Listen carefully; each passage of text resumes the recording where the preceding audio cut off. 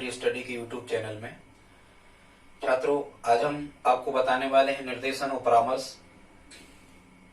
Guidance और counselling के बारे में। छात्रों, आप किसी भी राज्य की टीईटी एग्जाम, शिक्षक भर्ती परीक्षा या देश स्तर नेशनल लेवल का यदि आप शिक्षक भर्ती परीक्षा को आप देने वाले हो तो छात्रों यहाँ से निर्देशन और परामर्श में से 2 से 3 प्रश्न आना हर परीक्षा में तय होते हैं। छात्रों, यदि आप हमारे साथ इस वीडियो में अंत तक बने रहते हैं तो हम विश्वास दिलाते हैं कि निर्देशन और परामर्श की अवधारणा आपके मस्तिष्क में इस प्रकार से विकसित हो जाएगी कि यहाँ से आने वाले हर प्रश्न को आप बड़ी आसानी से हल कर पा रहे होंगे। छात्रों, यदि आप हमारे चैनल पर पहली बार आए हैं तो प्लीज सब्सक्राइब कर लें, लाइक करें। ठीक है छात्रों, देखते हैं।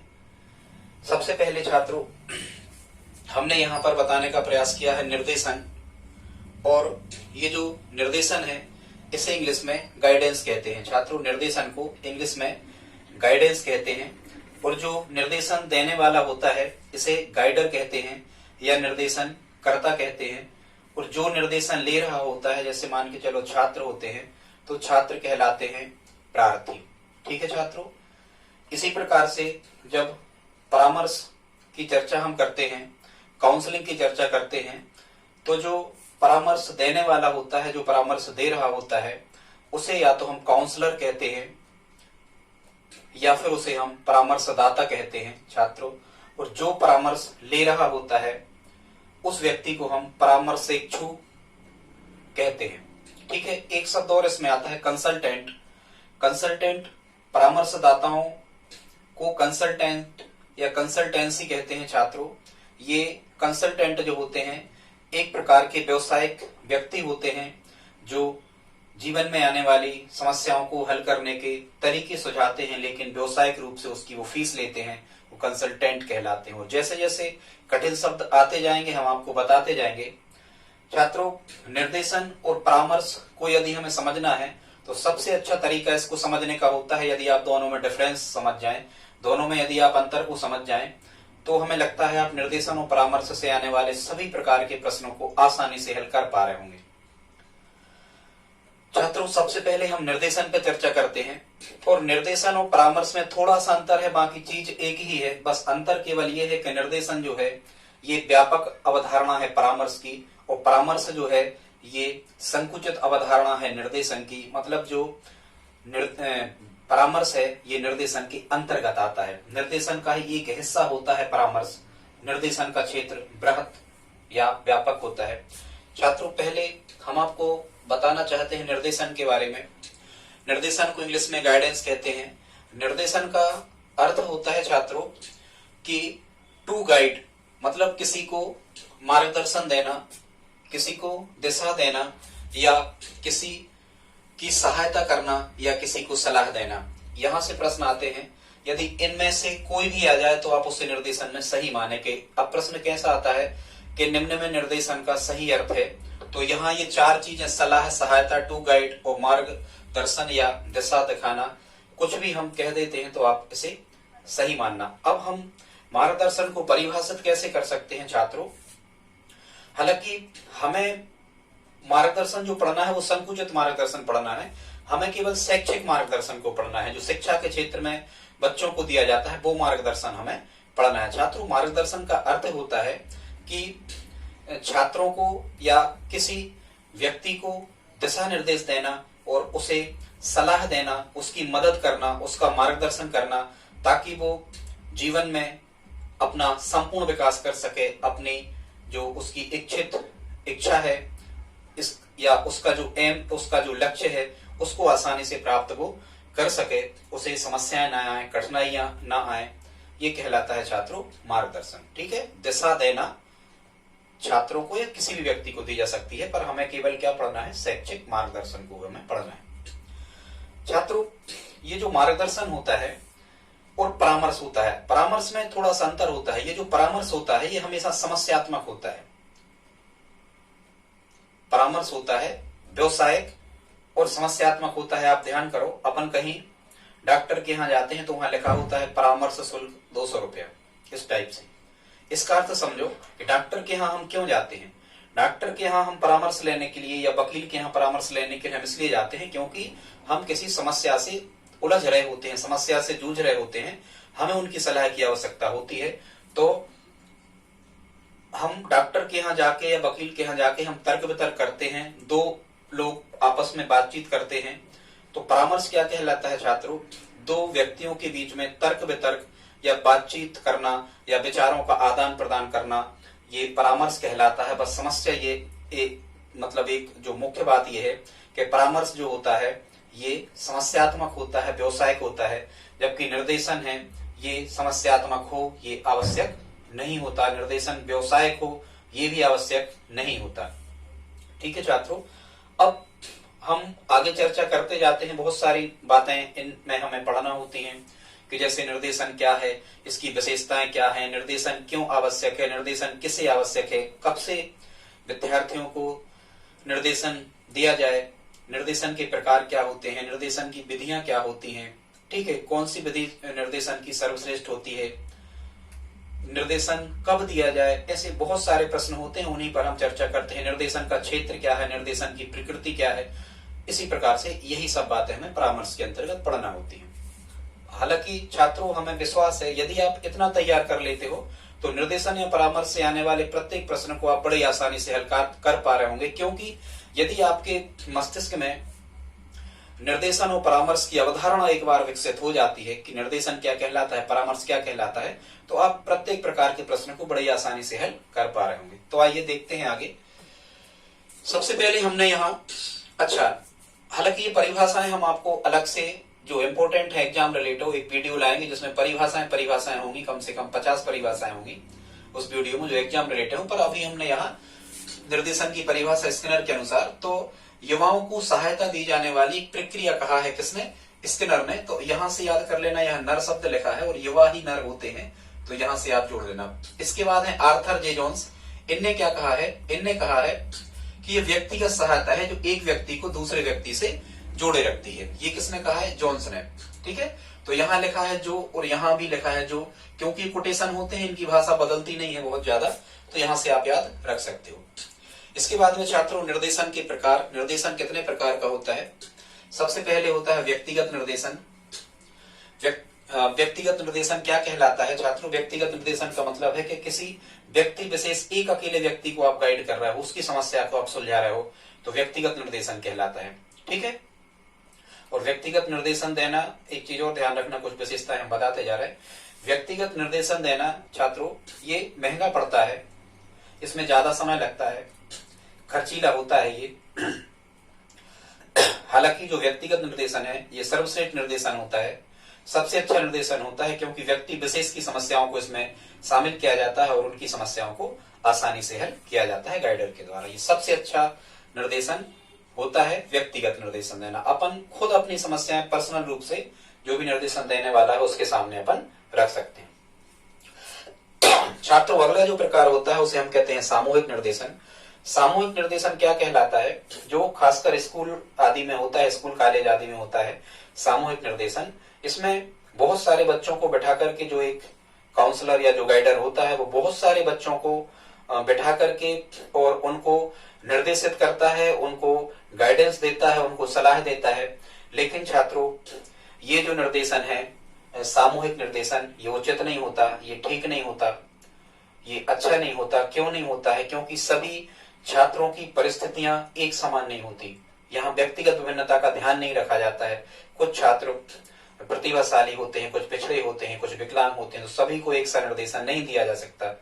ठीक है, लेकिन यहाँ सामूहिक निर्देशन में एक साथ एक ही समय में बहुत सारे बच्चों को निर्देशित कर दिया जाता है। इसलिए निर्देशन की जो ये सामूहिक निर्देशन की जो पद्धति है ये अच्छी नहीं है, ये इसमें कई प्रकार के दोष पाए जाते हैं, क्योंकि इसमें व्यक्तिगत विभिन्नताओं का ध्यान नहीं रखा जाता है सामूहिक निर्देशन के दौरान। और बहुत सारी बातें हैं, समय ज्यादा लगेगा, इतना ही पर्याप्त है। तो कौन सा निर्देशन अच्छा है? व्यक्तिगत निर्देशन, क्योंकि यहाँ व्यक्तिगत विभिन्नताओं का ध्यान रखा जाता है। व्यक्तिगत विभिन्नताएं क्या कहलाती हैं? प्रत्येक व्यक्ति की अभिक्षमताएं अलग होती हैं, अभियोग्यताएं अलग होती हैं, रुचियां अलग होती हैं, उनके संवेग अलग होते हैं। ठीक है, मनोवैज्ञानिक पक्षों का ध्यान यहाँ रखा जाता है, यहाँ मनोवैज्ञानिक पक्षों का ध्यान नहीं रखा जाता, इसलिए व्यक्तिगत निर्देशन एक उचित निर्देशन है, सामूहिक निर्देशन अच्छा निर्देशन नहीं है। इसके बाद में छात्रों एक प्रकार होता है स्वास्थ्य निर्देशन। इसमें अब स्वास्थ्य निर्देशन में आप समझ पा रहे होंगे कि स्वास्थ्य से संबंधित समस्याओं का निराकरण किया जाएगा डॉक्टर के द्वारा, चिकित्सक के द्वारा, ठीक है, स्वास्थ्य निर्देशन। व्यवसायिक निर्देशन मतलब किसी व्यक्ति को यदि व्यवसाय का चयन करना है तो उसे व्यवसायिक निर्देशन की आवश्यकता होगी कि कौन सा धंधा करें, क्या व्यापार करें।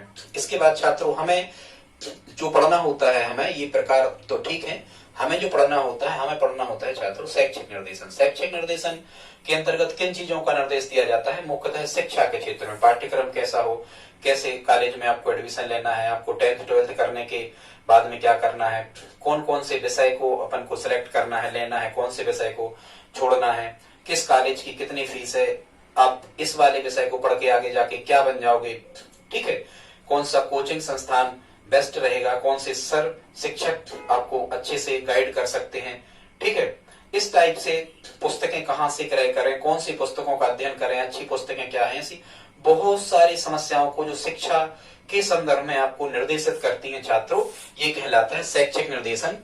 छात्रों को सबसे ज्यादा यही महत्वपूर्ण होता है, शैक्षिक निर्देशन, ठीक है। इसके बाद में अगला प्रकार है मनोरंजनात्मक निर्देशन। इसमें जो गाइडर होता है वो मनोरंजन के साधनों के बारे में बताता है, व्यक्ति विशेष का ध्यान रखते हुए कि उसकी शरीर की कदकाठी कैसी है, मानसिक खेल इसे बताएं या फिर शारीरिक खेल इसे बताएं, इस टाइप से। इसके बाद में सामाजिक निर्देशन। सामाजिक निर्देशन का मतलब ये होता है कि समाज में हमें कैसे रहना है, समाज के नैतिक नियमों का, समाज के अनुशासन का, समाज के नियमों जो समाज ने बनाए हैं नियम, उनका पालन हमें कैसे करना है, तो सामाजिक निर्देशन। फिर यहाँ एक होता है अवकाश का सदुपयोग का निर्देशन। इसमें जो निर्देशन लेने वाला होता है वो ये पूछता है कि भाई अभी हमारा खाली टाइम है, इस खाली टाइम में हम क्या कर सकते हैं, तो जो निर्देशन करता होता है वो खाली टाइम में वो क्या उपयोग कर सकता है, ऐसी सब बातें इसमें बताते हैं। इसके बाद में छात्रों निर्देशन का क्षेत्र आता है कि निर्देशन के क्षेत्र में, निर्देशन में अब क्षेत्र क्या कहलाता है कि उस जैसे हम निर्देशन या परामर्श का अध्ययन कर रहे हैं तो हम किन किन चीजों का उपयोग कर, मतलब किन किन चीजों के बारे में अध्ययन करेंगे, ये कहलाता है क्षेत्र। तो इसके क्षेत्र में हालांकि निर्देशन और परामर्श दोनों के एक से ही क्षेत्र है, निर्देशन और परामर्श का जो क्षेत्र है ये व्यापक है। व्यापक क्यों? क्योंकि कई प्रकार के कार्यों में हमें निर्देशन और परामर्श की आवश्यकता होती है। हालांकि इसका सबसे ज्यादा उपयोग होता है, निर्देशन और परामर्श का सबसे ज्यादा उपयोग होता है मनोविज्ञान में। छात्रों याद रखना, कोई प्रश्न आ जाए तो सबसे ज्यादा उपयोग काय में होता है, मनोविज्ञान में होता है निर्देशन और परामर्श का, ठीक है। हालांकि सभी क्षेत्रों में उत्पन्न समस्याओं को हल करने या समाधान करने का प्रयास करता है, यही इसका क्षेत्र होता है। बहुत व्यापक क्षेत्र है। ये जो हमने यहाँ लिख रखे हैं सबकी समस्याओं को हल करेगा, ये सब इसके क्षेत्र के अंतर्गत आएगा, ठीक है छात्रों। निर्देशन की प्रकृति कैसी होती है या निर्देशन की विशेषताएं क्या है, ये हमने यहाँ लिखने का प्रयास किया है। हालांकि अधिकांशतः प्रकृति का तो मतलब ये होता है कि वो जो विषय है वो कला है या विज्ञान है, या कला और विज्ञान दोनों हम मुख्यतः विषयों की प्रकृति तो ऐसे निकाली जाती है, पर ये प्रकृति आप इसे विशेषताएं या इसके तत्व आप समझ सकते हैं, ठीक है। सबसे पहले निर्देशन क्या है? व्यवसाय है। क्या है? व्यवसाय है निर्देशन, क्योंकि इसी के अंतर्गत परामर्श आता है। हालांकि निर्देशन तो निःशुल्क भी मिल जाता है पर परामर्श निःशुल्क नहीं मिलता, पर अपन माने कि ये एक व्यवसाय है। दूसरा, ये परेशान व्यक्ति को दी गई एक विशिष्ट सेवा है, एक विशेष सेवा है। इसके बाद में जो निर्देशन है ये विकासात्मक होता है। विकासात्मक का मतलब ये है कि जिसको भी निर्देशन या परामर्श दिया जाता है, निश्चित रूप से जिस क्षेत्र में उसे निर्देशन या परामर्श दिया गया है, व्यक्ति का उस क्षेत्र में विकास होता है, वो आगे बढ़ता है, तरक्की करता है, ठीक है। इसके बाद में जब निर्देशन दे दिया जाता है व्यक्ति को, तो व्यक्ति की निर्णय लेने की क्षमता बढ़ जाती है, फिर वो डिसीजन ले सकता है, ठीक है। फिर जो निर्देशन है ये व्यक्ति को जीवन में समायोजन करना या अनुकूलन करना सिखाता है, इससे समायोजन किया जा सकता है लाइफ में। फिर जो निर्देशन होता है ये हमेशा ही समस्या से व्यक्ति को समस्या से आजाद करता है, समस्या से निजात दिलाता है, समस्या हल हो जाती है, ठीक है। फिर जो निर्देशन है ये निर्देशन क्या है? ये सामूहिक प्रयास है। छात्रों, सामूहिक प्रयास का मतलब क्या होता है कि जो निर्देशन ले रहा है वह उसे भी कार्य करना होता है और जो निर्देशन दे रहा है उसे भी कार्य करना होता है। मतलब दोनों जब मिलकर के कार्य करते हैं तभी समस्या का हल हो सकता है। मतलब इसमें सामूहिक प्रयास करने की आवश्यकता होती है निर्देशन में। इसके बाद में जो निर्देशन होता है इसमें व्यक्ति स्वतंत्र होता है, व्यक्ति स्वतंत्र होता है निर्देशन लेने में और निर्देशन देने में व्यक्ति स्वतंत्र होता है कि हम यदि चाहें तो अपने अभिभावक से सलाह ले सकते हैं, हम यदि चाहें तो अपने शिक्षक से सलाह ले सकते हैं, रिश्तेदारों से सलाह ले सकते हैं, ठीक है, हम उनको सलाह दे भी सकते हैं। तो इसमें दो ही व्यक्ति स्वतंत्र होते हैं, कौन कौन? निर्देशनकर्ता और प्रार्थी, दोनों स्वतंत्र होते हैं, ठीक है। हालांकि याद रखना, कभी आपको प्रश्न आ जाए कि छात्रों का सबसे अच्छा निर्देशक कौन होता है, तो आपको याद रखना है छात्रों का सबसे अच्छा निर्देशक होता है अध्यापक, ठीक है। अध्यापक के अलावा छात्रों का सबसे अच्छा निर्देशक और कोई नहीं होता। निर्देशक तो सभी होते हैं, पेरेंट्स भी होते हैं, मित्र भी होते हैं, रिश्तेदार भी होते हैं, पर सबसे अच्छा शिक्षक होता है छात्रों का निर्देशक, ठीक है। फिर यहाँ हमने किया, यहाँ लिखा है कि निर्देशन कब तक चलता है, तो निर्देशन जो है ये सतत चलने वाली प्रक्रिया है, लाइफ टाइम, मरते दम तक निर्देशन चलता है। मतलब जो व्यक्ति होते हैं ये अंत समय तक किसी न किसी प्रकार की सलाह लेते रहते हैं, ठीक है, उनको निर्देशन मार्गदर्शन मिलता रहता है, तो सतत चलने वाली प्रक्रिया है। निर्देशन कैसे होता है? व्यक्तिगत और सामूहिक दोनों प्रकार से हो सकता है। अभी हमने जो बताया था यहाँ, व्यक्तिगत मतलब एक व्यक्ति भी निर्देश ले सकता है, सलाह ले सकता है, और एक ही व्यक्ति सलाह दे सकता है, पर सामूहिक भी हो सकता है, मतलब सलाह देने वाला एक ही होगा पर एक सी सलाह सभी को दे रहा होगा, पर ये उचित अच्छा नहीं होता। तो ये इस प्रकार से। इसके बाद में लिखा है कि निर्देशन जो है ये संगठित ढांचा है। तो संगठित ढांचा है, किसका संगठित ढांचा है? दोनों व्यक्तियों का, निर्देशन लेने वाला और निर्देशन देने वाला, इनके बीच की जो बातचीत होती है, इनके बीच की जो शर्तें होती हैं, उसको हम संगठित ढांचा कहते हैं। छात्रों, इसका जो निर्देशन हम क्यों लेते हैं, तो निर्देशन क्यों लेते हैं? जीवन को सुखमय बनाने के लिए, ठीक है, ऐसी बात है। इसके बाद में क्या है कि निर्देशन व परामर्श। अब यदि कभी ऐसा प्रश्न आता है छात्रों कि बच्चों को निर्देशन और परामर्श हमें कब से देना चाहिए, कब से प्रारंभ कर देना चाहिए, तो इसका सही आंसर है हमें निर्देशन और परामर्श देना छात्रों को प्राथमिक कक्षाओं से ही प्रारंभ कर देना चाहिए, ठीक है। और ये प्राथमिक कक्षाओं से प्रारंभ कर देना चाहिए, इसकी वकालत किसने करी छात्रों?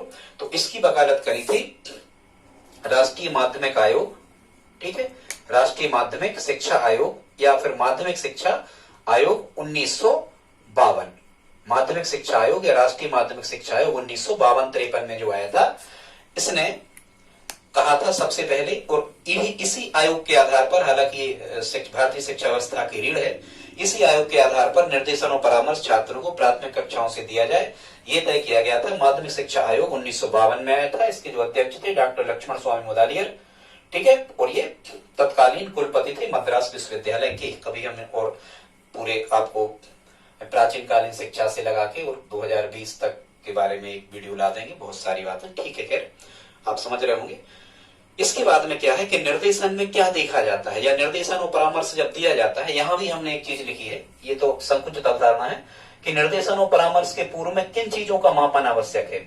जब भी आप बच्चों को निर्देशन या परामर्श दे रहे होते हो तो किन किन चीजों को देखोगे भाई? आप उनके मनोवैज्ञानिक पक्षों को देखोगे। वो मनोवैज्ञानिक पक्ष क्या कहलाते हैं? मनोवैज्ञानिक पक्षों का वही मतलब है कि आप उनकी रुचियों को देखोगे, आप उनकी इच्छाओं का ध्यान में रखोगे, आप उनकी योग्यता, उनकी अभियोग्यता देखोगे, उनके संवेगों को देखोगे, उनकी बुद्धि को देखोगे, ठीक है, उनके व्यक्तित्व को देखोगे। ये पूरी की चीजें क्या कहलाती हैं? ये मनोवैज्ञानिक पक्ष कहलाती हैं। जब भी कभी मनोविज्ञान की चर्चा हो कि शिक्षक को एक अच्छा मनोवैज्ञानिक क्यों होना चाहिए, तो हमें इन्हीं सब चीजों का ध्यान रखना होता है, वो हमने यहाँ लिख रखी है, आपको बता रहे हैं कौन कौन सी चीजें कि निर्देशन में क्या क्या देखा जाता है या किन किन चीजों का मापन किया जाता है। तो जिन लोगों को हम निर्देशन दे रहे होते हैं उनकी क्षमता का आकलन किया जाता है, उनकी कुशलता देखी जाती है, उनके जीवन में संभावनाएं तलाशी जाती हैं कि ये लाइफ में क्या कर सकते हैं, उनकी अभिरुचियां देखी जाती हैं, इच्छाएं उनकी देखी जाती हैं, उनका कार्य व्यवहार देखा जाता है किसके प्रति कैसा है, उनके कार्य करने की प्रक्रिया देखी जाती है, उनकी प्राकृतिक योग्यता देखी जाती है। मतलब ये प्राकृतिक योग्यता का मतलब शारीरिक योग्यता, शरीर स्वस्थ हो, कदकाठी क्या है, ठीक है, इस प्रकार से भाई कदकाठी अच्छी होगी तो गाइडर जो होगा वो उनको खिलाड़ी बनने की सलाह दे देगा, और यदि कदकाठी अच्छी नहीं होगी तो खिलाड़ी बनने का सलाह नहीं देगा, कुछ और वर्क करने की सलाह देगा, ठीक है, इस टाइप से उनकी अभिक्षमता या अभियोग्यता का मापन किया जाता है। छात्रों, बहुत इंपॉर्टेंट फैक्ट है कि निर्देशन या परामर्श करने के पूर्व क्या क्या देखा जाता है। हालांकि परामर्श और निर्देशन करने के पहले भी ये सब देखा जाता है। कितनी चीजों को ऑप्शन में आएगा तो आप कर लेना, ठीक है। उन व्यक्तियों की जिनको भी निर्देशन दे रहे हैं उनकी इतनी चीजों को परखा जाता है, ये चीजें देखी जाती हैं। और ये पूरी की पूरी चीजें क्या कहलाती हैं? मनोवैज्ञानिकता कहलाती हैं, मनोवैज्ञानिक चीजों में, ठीक है। और भी नहीं लिखा, उनके संवेग देखे जाते हैं, उनमें संवेगों का बाहुल्य है या नहीं है, उनकी बुद्धि देखी जाती है। क्या देखा जाता है?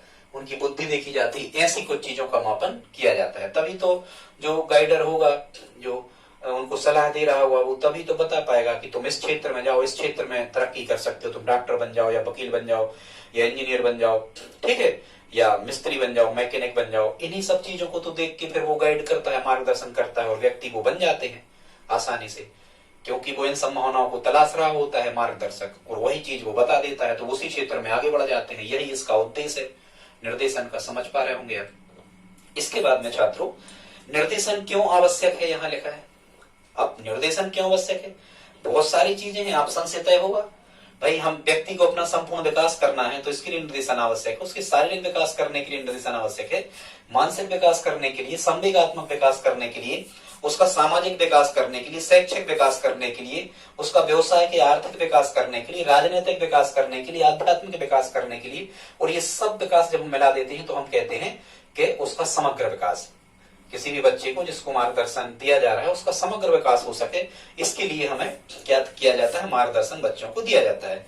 इसके बाद में लिखा है निर्देशन और परामर्श दोनों के उद्देश्य क्या है छात्रों? इसका सबसे महत्वपूर्ण उद्देश्य होता है निर्देशन या परामर्श का आत्मनिर्देशन करना। क्या करना? आत्मनिर्देशन। जो बच्चे हैं वो ये समझ जाएं कि हम में क्या छुपा है, हम क्या बन सकते हैं, क्या कर सकते हैं। उनको अपनी शक्तियों का, अपनी अंतरात्मा में निहित जो शक्तियां हैं, बच्चों को इनका ज्ञान हो जाए कि हम किस क्षेत्र में क्या कर सकते हैं, ये हुनर हम में छुपा हुआ है। यही आत्मदर्शन कहलाता है छात्रों, आत्मनिर्देशन। तो जब उनको अपने आत्मदर्शन या आत्मनिर्देशन का ज्ञान हो जाता है तो यही सबसे मुख्य उद्देश्य कहलाता है निर्देशन या परामर्श का, ठीक है। आत्मनिर्देशन, वो खुद अपनी आत्मा से सोचने लगे कि हमें ये काम करना है, हमें इस क्षेत्र में महारत हासिल करना है, ये कहलाता है इसका मुख्य उद्देश्य। किसका? निर्देशन और परामर्श का मुख्य उद्देश्य। और ये आत्मनिर्देशन ही निर्देशन और परामर्श का मुख्य उद्देश्य होगा। इसके बारे में किसने बताया है? तो ये कहा है रूथ स्ट्रेन।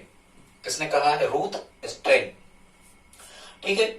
इसके बाद में यहां लिखा है, हाँ, और भी उद्देश्य है छात्रों का बहुमुखी विकास करना, अपनी शक्ति, योग्यता और रुचियों को पहचानना, ये निर्देशन के उद्देश्य हैं। आप संशय तय होगा, ठीक है। पर यहाँ लिखा है निर्देशन की विधियां। निर्देशन की कौन कौन सी विधियां होती हैं छात्रों? कई विधियां होती हैं निर्देशन की। मुख्यतः दो विधियों में बांटा गया है। व्यक्तिगत निर्देशन, जब व्यक्तिगत निर्देशन हम शुरू में भी बता चुके आपको कि जब एक एक व्यक्ति को बुलाकर समझाएगा, क्योंकि व्यक्तिगत निर्देशन में समय ज्यादा लगेगा, अब निर्देशनकर्ता को ज्यादा टाइम लगेगा, इसलिए ये महंगा होता है, ठीक है। लेकिन ये बहुत अच्छा होता है, इसमें मनोवैज्ञानिक संवेदनाओं का ध्यान रखा जाता है। अलग अलग व्यक्तियों की अलग अलग समस्या होती है, उनको आसानी से सुलझाया जा सकता है, ये सबसे अच्छा है। इसके बाद में सामूहिक निर्देशन होता है कि जो काउंसलर है वो एक जगह बैठ करके और सबको निर्देशित कर देता है समान रूप से। पर ये अच्छा नहीं है, क्योंकि यहाँ व्यक्तिगत विभिन्नताओं का ध्यान नहीं रखा जाता। एक ही कक्षा में अलग अलग क्वालिटी के, अलग अलग स्तर के बच्चे बैठे होते हैं, सबको एक प्रकार से मार्गदर्शित करना ये उचित नहीं होता है। समझ रहे होंगे आप। अब इन व्यक्तिगत और सामूहिक दोनों निर्देशन की छात्रों विधियां एक सी ही है। साक्षात्कार विधि, ये निर्देशन की विधियां। साक्षात्कार विधि ये क्या कहलाएगी? तुम साक्षात्कार लोगे, बच्चों को बुलाओगे, उनसे कुछ प्रश्न पूछोगे, उनकी रुचि, इच्छाओं, उनके हाव भाव के बारे में जानोगे। इसके बाद में जब तुम जान जाओगे किस किस क्षेत्र में रुचि, अब उसे वैसी सलाह देने लगोगे, ठीक है। दूसरा होता है प्रश्नावली विधि। प्रश्नावली विधि में क्या होता है कि बहुत सारे प्रश्न जो होता है, निर्देशन करता वो बहुत सारे प्रश्न पूछता है, उन प्रश्नों को उत्तर लिखता जाता है और उन उत्तरों की सहायता से वो बताता है कि तुम्हारे लिए ये क्षेत्र अच्छा रहेगा, तुम्हें इसकी आवश्यकता है, तुम ऐसा करो, वो सलाह देता है, मार्गदर्शित करता है। इसके बाद तीसरी जो विधि है संचित अभिलेखों का अध्ययन। स्कूल में कई प्रकार के रिकॉर्ड बच्चों के, छात्रों के रखे जाते हैं, उनकी मतलब अदर एक्टिविटीज में उनकी क्या योग्यता है, कैसा उनका कार्य व्यवहार है स्कूल के प्रति, वो सब अलग एक्टिविटीज जो होती हैं, जैसे अपना CCLE होता है ना, सतत और व्यापक मूल्यांकन, ठीक है, continuous and comprehensive evaluation type का जो होता है, मतलब बहुत सी अदर एक्टिविटीज जो स्कूल में होती हैं उनका रिकॉर्ड रहता है। उनके रिकॉर्ड का अध्ययन करके जो होता है वो जो निर्देशक होता है, निर्देशन करता होता है, उन संचित अभिलेखों का अध्ययन करके बताता है कि तुम्हें किस क्षेत्र में जाना चाहिए, तुम्हें क्या जरूरत है, ठीक है, इस टाइप से। इसके बाद में लिखा है मनोवैज्ञानिक परीक्षण। मनोवैज्ञानिक परीक्षण में यही सब चीजें आ जाती हैं, क्षमता, कुशलता, संभावना, अभिरुचि, संवेग, अभियोग्यता, ठीक है, व्यवहार, प्रक्रिया, बुद्धि, ये सब चीजें आ जाती है काय में, मनोवैज्ञानिक परीक्षण में। तो मनोवैज्ञानिक परीक्षण इन चीजों का परीक्षण करके उसे सलाह देता है। इसके बाद में वार्तालाप विधि होती है, बातचीत करके ही सलाह दे देता है। इसके बाद में पार्श्व चित्र होते हैं। पार्श्व चित्र मतलब एक प्रकार की प्रोफाइल कहलाती है, वो प्रोफाइल बना लेता है, बहुत सारी जानकारियों को एकत्रित करके रख लेता है, फिर सलाह देता है। इसके बाद में है अनुगामी कार्यक्रम। मतलब अनुगामी कार्यक्रम का मतलब क्या होता है छात्रों को, एक बार उसने सलाह दे दी निर्देशनकर्ता ने, लेकिन इसके बाद में वो फिर मिलेगा, जिसको सलाह दी थी उस छात्र से फिर मिलेगा, उसमें सुधार हुआ है या नहीं हुआ है यह जानने का वो क्या करेगा, प्रयास करेगा। और फिर यदि नहीं सुधार हुआ तो फिर कुछ समय बाद मिलेगा। मतलब इसमें जो निर्देशन करता है ये कई बार छात्र के संपर्क में आता है, मिलता है और उसमें सुधार करता जाता है, उसे निर्देशित करता जाता है। ठीक है, इसके बाद में यहाँ लिखा है व्यावसायिक निर्देशन की विधियां। मतलब दो प्रकार के ये मुख्य होते हैं निर्देशन, लेकिन एक तीसरा निर्देशन भी हम यदि कहें तो व्यावसायिक निर्देशन। अब व्यावसायिक निर्देशन की तो कई विधियां होती हैं, बातचीत द्वारा, दूरसंचार द्वारा, पुस्तकें पढ़कर, पत्र पत्रिकाओं के द्वारा, ठीक है, व्यापारियों से मिलकर, सेमिनार वगैरह के आयोजन में भाग लेकर भी व्यावसायिक निर्देशन दिए जा सकते हैं। ठीक है, ये अपने लिए इम्पोर्टेंट नहीं है। छात्रों आगे आ जाते हैं हम परामर्श के बारे में। परामर्श को इंग्लिश में कहते हैं काउंसलिंग या कंसल्टेंट कहते हैं इसको। ठीक है, नहीं कंसल्टेंट नहीं, काउंसलिंग इसको कहते हैं। कंसल्टेंट क्या कहलाते हैं हमने अभी आपको बताया था कि ऐसे व्यक्ति होते हैं जो व्यवसायी होते हैं, किसी प्रकार की समस्या यदि किसी व्यक्ति के जीवन में आ रही होती है तो ये कुछ उसका शुल्क लेकर के और उनकी समस्याओं को सुलझा देते हैं।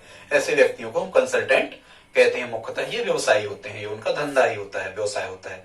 ठीक है, अब परामर्श क्या कहलाता है, काउंसलिंग, तर्क वितर्क के आधार पर दो व्यक्तियों के बीच विचारों का आदान प्रदान। मतलब इसमें दो व्यक्ति होना ही चाहिए परामर्श में, दो तो वहां भी होना चाहिए पर वहां कई हो सकते हैं एक साथ। परामर्श दाता तो एक ही होगा पर परामर्श लेने वाले, निर्देशन लेने वाले कई हो सकते हैं। तो यहाँ तर्क वितर्क या दो व्यक्तियों के बीच विचारों का आदान प्रदान क्या कहलाता है छात्रों, परामर्श कहलाता है। ठीक है, इसके बस इतना ध्यान हमें रखना है उनके अंतर में। खैर ठीक है, अंतर हम आपको आगे बता रहे हैं। इसके बाद में है परामर्श के प्रकार। छात्रों मुख्यतः जो परामर्श है मुख्यतः तीन प्रकार का होता है, निर्देशात्मक परामर्श, अनिर्देशात्मक परामर्श और समन्वित परामर्श। जो निर्देशात्मक परामर्श होता है ये होता है परामर्शदाता केंद्रित।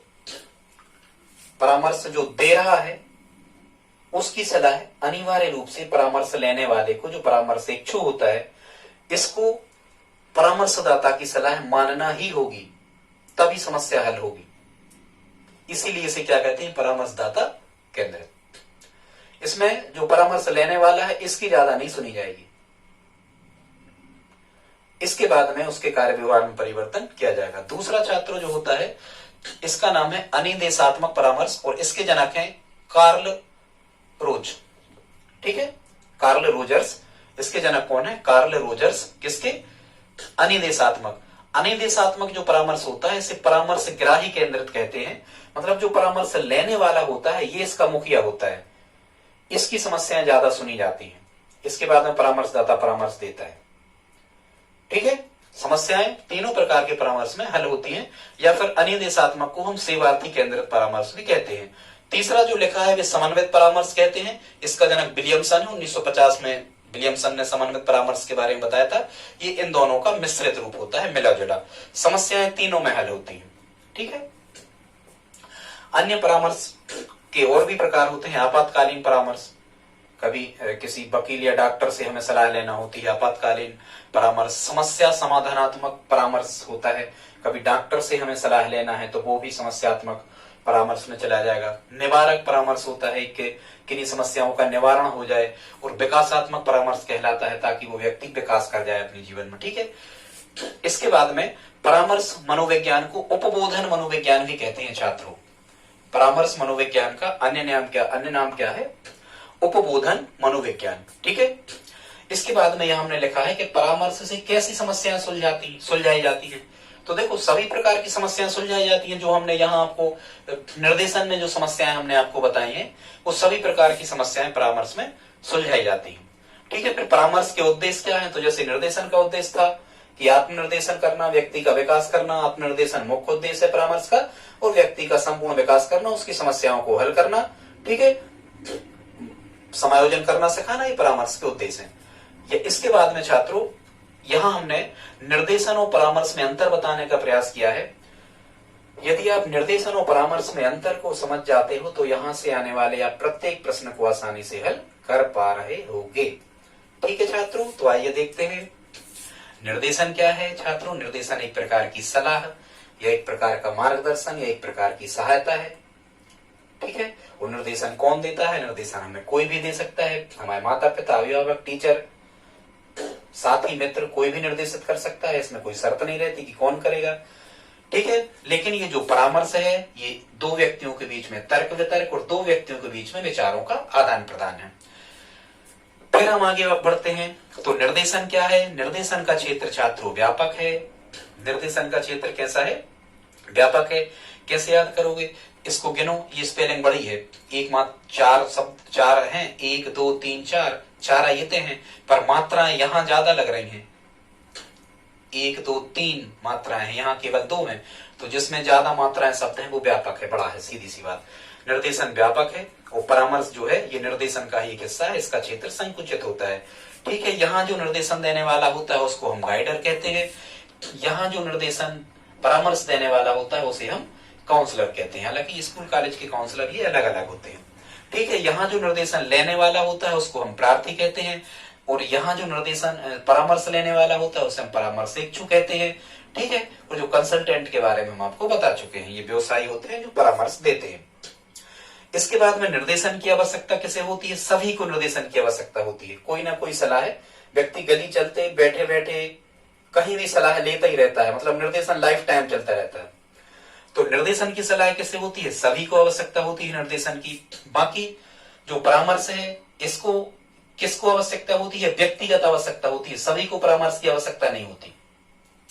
ठीक है, परामर्श जो होता है ये कैसा होता है? समस्यात्मक होता है। मतलब जब हमें कोई समस्या होगी, मतलब हम बीमार हो जाएंगे या हमें कुछ कानून से संबंधित चीजों की जानकारी हमें करना होगी, तब हम डॉक्टर या वकील के पास जाएंगे। मतलब ये समस्यात्मक होता है। कहते हैं ना परामर्श शुल्क 200 रुपए। आप तो ऐसे याद रखना कि जब समस्या होगी तब आप डॉक्टर के यहाँ जाओगे परामर्श लेने के लिए। ठीक है, जो निर्देशन है ये सामूहिक और व्यक्तिगत दोनों रूपों से दिया जा सकता है, एक साथ बैठा के दे सकते और एक एक को भी दे सकते। लेकिन जो परामर्श होता है ये मुख्यतः कैसा होता है? व्यक्तिगत होता है, क्योंकि अलग अलग व्यक्तियों की अलग अलग समस्याएं होती है, इसलिए परामर्श व्यक्तिगत होता है। परामर्श में क्या होता है? ये प्रजातांत्रिक स्वरूप होता है। प्रजातांत्रिक स्वरूप का मतलब ये होता है कि इसमें जो परामर्शेक्षु होता है और परामर्शदाता होता है, दोनों की सुनना पड़ती है, तभी वो समस्या का हल कर पाते हैं दोनों मिलकर। यहाँ दोनों मिलकर समस्या का हल नहीं करते। क्यों नहीं करते? क्योंकि यहाँ जो निर्देशन करता होता है ये ज्यादा समझदार होता है निर्देशन लेने वाले की अपेक्षा, तो यहाँ प्रजातांत्रिक स्वरूप नहीं होता है। ठीक है, ये केवल व्यवसायिक है। शुरू से हम बता रहे हैं परामर्श शुल्क 200 रुपया। परामर्श कैसा है? व्यवसायिक है। यहाँ आपको पैसे लगेंगे, फीस लगेगी, कंसल्टेंट के यहाँ आप जाओगे। लेकिन निर्देशन जो है ये निःशुल्क भी हो सकता है और व्यवसायिक भी हो सकता है। ठीक है, निःशुल्क भी सलाह अपन को चलते उठते बैठते सलाह मिलती रहती, निर्देशन मिलता रहता है, ऐसा कर लो वैसा कर लो। ठीक है, ये शैक्षिक व्यवसाय है। ठीक है, और ये केवल व्यवसाय है, ऐसा हम कह सकते हैं। इसके बाद में परामर्श में साक्षात्कार अनिवार्य है। साक्षात्कार मतलब आपको उनसे अलग से मिलना होगा, कंसल्टेंट से साक्षात्कार, आमने सामने बैठ के बात होगी। और ये गली चलती मिल जाता, मतलब यहाँ साक्षात्कार आवश्यक नहीं है। ठीक है, यहाँ घनिष्ठता होना आवश्यक है। मतलब आपको जो डॉक्टर के यहाँ आप जाओगे तो घनिष्ठता ही बरतना पड़ेगी। जो भी आपको समस्या है डॉक्टर को सब बताना पड़ेगा घनिष्ठता से। मतलब आप जैसे अपने निजी पर्सनल व्यक्ति को बताते हो, सब बताना पड़ेगा, तभी वो समस्याएं हल कर सकते हैं। आप यहाँ छुपा नहीं सकते कोई बात। तो यहाँ घनिष्ठता होना आवश्यक है, यहाँ घनिष्ठता हो ये आवश्यक नहीं होता है, यहाँ घनिष्ठता जरूरी नहीं है। ये जीवन भर चलता है, निर्देशन जीवन भर चलता है, साक्षात्कार जीवन भर नहीं चलता है। यहाँ जो निर्देशन करता है इसका प्रशिक्षित होना जरूरी नहीं होता है, पर परामर्शदाता जो है इसका प्रशिक्षित होना जरूरी है। जो निर्देशन है ये खर्चीला नहीं है, कभी कभी फ्री में मिल जाता है। बाकी जो परामर्श है ये अपव्ययी है। अपव्ययी मतलब ज्यादा खर्च होता है और ये खर्चीला है। ठीक है, निर्देशन जब जरूरत हो तब मिल जाता है, कभी भी आप ले सकते हो, लेकिन परामर्श तब लेना पड़ता है जब आपको समस्या होती है। ठीक है। इसके बाद में ये सामान्य सेवा है निर्देशन, कभी भी आप किसी से निर्देशन ले सकते हो। हम कहीं भी जाना है तो मोटरसाइकिल से जाएं, बस से जाएं, ट्रेन से जाएं, कुछ भी ये निर्देशन होता है, ये सामान्य सेवा है। लेकिन ये विशेषीकृत सेवा है, जब विशेष समस्या आपके पास आएगी तो आप परामर्श लोगे। ठीक है। निर्देशन की आवश्यकता सभी प्रकार के छात्रों और व्यक्तियों को होती है, और परामर्श की आवश्यकता केवल समस्या परक लोगों को होती है जो किसी समस्या से जूझ रहे हैं। इसकी समय अवधि नहीं होती निर्देशन में, और परामर्श की समय अवधि छात्रों 30 से 40 मिनट तक अधिकतम होती है। अब 30 से 40 मिनट तक आप बैठ के बातचीत कर सकते हो कंसल्टेंट लोगों से। इसमें इसका जो आधार है परामर्श का, ये परस्पर विश्वास है, दोनों के बीच में विश्वास होना चाहिए, एक दूसरे से बातों का साझा आसानी से वो कर सकें। ठीक है। इसके बाद में इसकी 4 आधारभूत अवधारणाएं याद रखना, बहुत इंपॉर्टेंट फैक्ट है। परामर्श की 4 आधारभूत अवधारणाएं ए.जे. जोन्स द्वारा बताई गई हैं। प्रश्न आता है कि परामर्श की 4 मूलभूत अवधारणाएं किसके द्वारा बताई गई हैं छात्रों? ए.जे. जोन्स के द्वारा बताई गई हैं। वो 4 अवधारणाएं क्या हैं बताए दे रहे हैं। पहली अवधारणा इसमें है कि जो परामर्श लेने वाला है वो परामर्श का इच्छुक होना चाहिए, नहीं तो परामर्श का उसे कोई फायदा नहीं होगा। दूसरा, जो परामर्श दाता है वो परामर्शदाता ट्रेंड या प्रशिक्षित होना चाहिए, व्यक्तिगत चीजों को समझने वाला होना चाहिए, नहीं तो उसे परामर्श का कोई लाभ नहीं मिलेगा। तीसरा है, परामर्श की जब आवश्यकता हो तभी परामर्श मिलना चाहिए, तब वो फायदेमंद होगा। और इसकी जो चौथी आवश्यकता है वो ये है कि परामर्श ऐसी जगह पर होना चाहिए, शांत जगह पर, अनुकूलित जगह पर, वातावरण बिल्कुल शांत हो, उस स्थान पर परामर्श होना चाहिए, ताकि एक दूसरे के बीच बातों का आदान प्रदान हो तो उनको आसानी से समझा जा सके। ठीक है। ये ए.जे. जोन्स द्वारा इसे 4 आधारभूत अवधारणाएं परामर्श की बताई गई हैं। ठीक है। इसके बाद हमने क्या लिखा है कि व्यक्ति की क्या समस्या है, किसी भी व्यक्ति की क्या समस्या है, तो जो परामर्शदाता है ये पहले से नहीं जानता है, लेकिन ये यहां पहले से जानता है क्या समस्या है। निर्देशनकर्ता को पहले से समस्या का पता होता है, तब वो निर्देशन देता है। ठीक है। इसके बाद में है कि यहां जो समस्याएं हैं वे संवेगात्मक और समायोजनात्मक समस्याएं निपटाई जाती हैं। यहां मुख्यतः शैक्षिक और व्यवसाय का समस्याएं निपटाई जाती हैं। निर्देशन में व्यक्तिगत विभिन्नताओं का ध्यान रखा जाता है, यहां व्यक्तिगत विभिन्नताओं का ध्यान नहीं रखा जाता है। ठीक है। फिर यहां हमने कहीं एक प्रश्न आया था कि निर्देशन हो चाहे परामर्श हो, दोनों के पूर्व क्या मापन, किन चीजों का मापन आवश्यक है? तो अभिक्षमता, अभियोग्यता, उनकी रुचियों का, उनकी अभिवृत्तियों का। ठीक है। और उनमें सृजनात्मकता कैसी है, उनकी बुद्धि का, संवेगों के स्तर का, मतलब जितनी भी मनोवैज्ञानिक चीजें होती हैं, उनके व्यक्तित्व का, इन सब का मापन यदि आपको आ जाए इकट्ठा, तो अधिकांशतः ऐसे प्रश्नों उपरोक्त सभी वाला क्वेश्चन ही आता है छात्रों। इसके बाद हम एक वीडियो आपको और ला देंगे जिसमें इनकी परामर्श और निर्देशन से संबंधित मुख्य परिभाषाएं, कम से कम 3-3 कोटेशंस आपको बता देंगे किसके अनुसार कौन सी परिभाषा है। और यहाँ भी अपनी परामर्श की विधियां रह गई हैं कि परामर्श देते हो तो किन किन विधियों से देते हो, उसको हम आपको बता देंगे छात्रों। आपको और भी जो पेडागोजी, साइकोलॉजी, चाइल्ड डेवलपमेंट में, ये वीडियो भी हमने रिक्वेस्ट पे ही बनाया है। कमेंट बॉक्स में आप हमें लिखें, आप हमें बताएं कि सर इस पर वीडियो ला दो, हम आपको तुरंत ही उस पर वीडियो लाने का प्रयास करेंगे। छात्रों, यदि आपने हमारे चैनल को अभी तक सब्सक्राइब नहीं किया है तो प्लीज सब्सक्राइब कर लें, लाइक तो कर ही दें। धन्यवाद।